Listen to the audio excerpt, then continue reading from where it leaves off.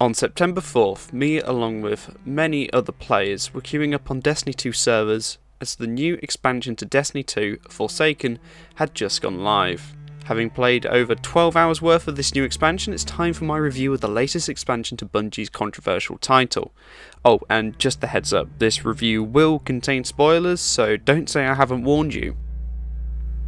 Bungie announced that with the release of Forsaken, the weapon system would get a revamp of huge proportions. Kinetic slots were moved around, with some power weapons moving from the heavy slot into the kinetic and energy slot. With Year 1 weapons, this would only affect energy, as all Year 1 power weapons were energy weapons. To balance this change, weapons changed to be powered by one of 3 ammo types: kinetic, special, and heavy. Most of the changed power weapons, such as the sniper rifle and the shotgun, take special ammo, whereas all power weapons now take heavy. With Year 1 weapons, it's a little bit confusing and a bit hard to get your head around, as these weapons have kind of had to be jerry-rigged into this new style. But now with Forsaken released, and all the weapons that come with it, this weapon system makes more sense, as now we get power weapons that are going into the kinetic slot and not associated with an energy type, allowing for some more interesting styles, such as taking a sniper rifle with you when you've got an energy weapon, which is something you haven't really been able to do before with Destiny 2. You were kind of limited to a sniper rifle in the power slot. As I went through my Forsaken playthrough of my Titan main, I found myself testing with different loadout styles, as I wanted to ensure I had my most powerful gear on, and found a few that I would never have tried on the old loadout system, so I praise Bungie for this change and a bit of exploration. Also, with the release of Forsaken brought along with it a new type of gun, though in this case I feel like gun is the wrong word.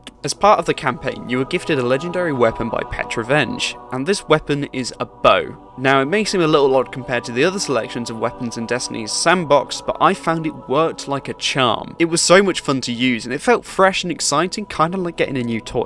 I also enjoy the explosive arrows it fires, so if you miss the shot by just a bit, it will still help you out. My only concern about this new type of weapon is I feel that I will be useless with this in PvP. In PvE, this is a great weapon to use and can create some really satisfying kills, but in PvP, I feel like it will be limited to people who are way too accurate for their own good, and it could become an annoyance to new or returning players. Only time will tell for that one. The other major gameplay change was the additions of new supers for each subclass. Now, I am a Titan Sunbreaker main, and oh my is the new subclass fun. In this case, you go from throwing flaming hammers to wielding a huge hammer that can be used to spin at multiple enemies or ground pound with a trail of fire, and oh man is it fun to use. It's highly effective on ground units, but enemies like servitors are a bit impossible to hit. The only downside of this particular new super, in addition to the final super, you now get a new melee class ability, going from a super punch to throwing a flaming hammer that can be retrieved and used again. It's basically a throwing knife on steroids, and if you don't manage to pick it up again in time, then it will explode like a grenade and then you need to wait to use it again. I thought I wouldn't use it much, but I've come to rely on this a lot in PvE and Gambit, and I find it a lot of fun to use. It also makes me feel a bit like 4, so that's always a plus. To top it off, these new ways to play just make you feel more like a badass guardian. It's just a shame that base game players will have to cough up to play with the new powers, though I can understand this isn't something we haven't seen before. Taken King!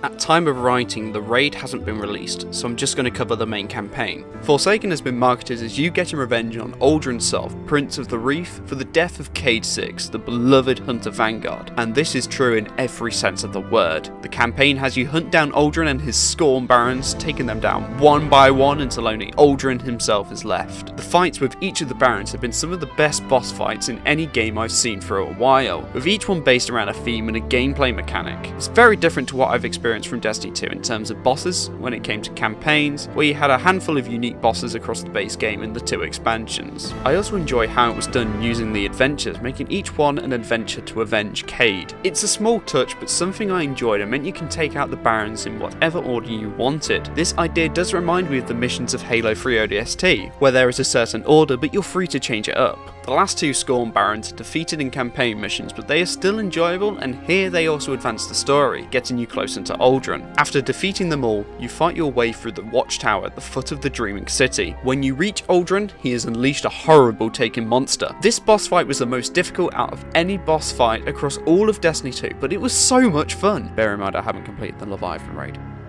The boss fight was a lot of fun, taking down a third of its health before being dragged into the Taken's world to clear a wave of powerful enemies and a boss before being dragged back, but this time the monster has shields. This repeats again, but when you fight the monster in its last bit of health, it has 4 shield sources and can be a pain to deal with. Once the monster is beaten, the Guardian and Petra finally get their chance to deal with Aldrin, still believing he's helping to bring his sister back. The ending is perfect, a single gunshot being sounded, but never knowing if it was the Guardian or Petra who pulled the trigger, leaving the player to make up their own mind if your character spared Aldrin, so Petra took the shot, or whether your character took the shot in an act of rage and revenge. I'm sure it'll be discussed on Reddit quite a bit either way.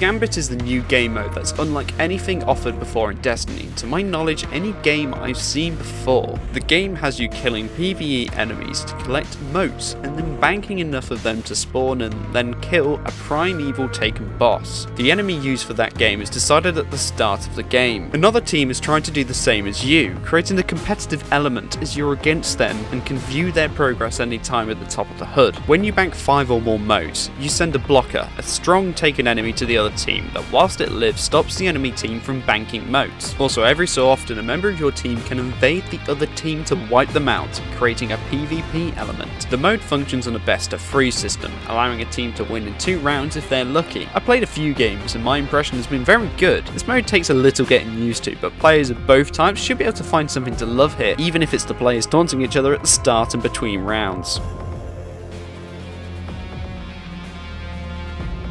I took 3 days off work to play this expansion. Having played as much as I have, I found it to be some of the best fun I've had in a game for a long time. Destiny 2 at launch and with the first expansion had quite a few wrongs, but I feel like this expansion has done its best to right them as much as it can. And by doing so, it feels like this is how Destiny 2 should have been at launch. So I'm kind of glad that they've come around to doing it the right way. I feel like it just plays great and I'm already looking forward to the raid. Then every 6 months there will be a new content drop and I'm quite excited for them as well. Let's hope that Destiny 2 can stay on the right path. Thank you so much for watching, guys. If you liked it, hit like. If you didn't, hit dislike. And if you want more, hit subscribe and I'll make my best attempts to make more content for you.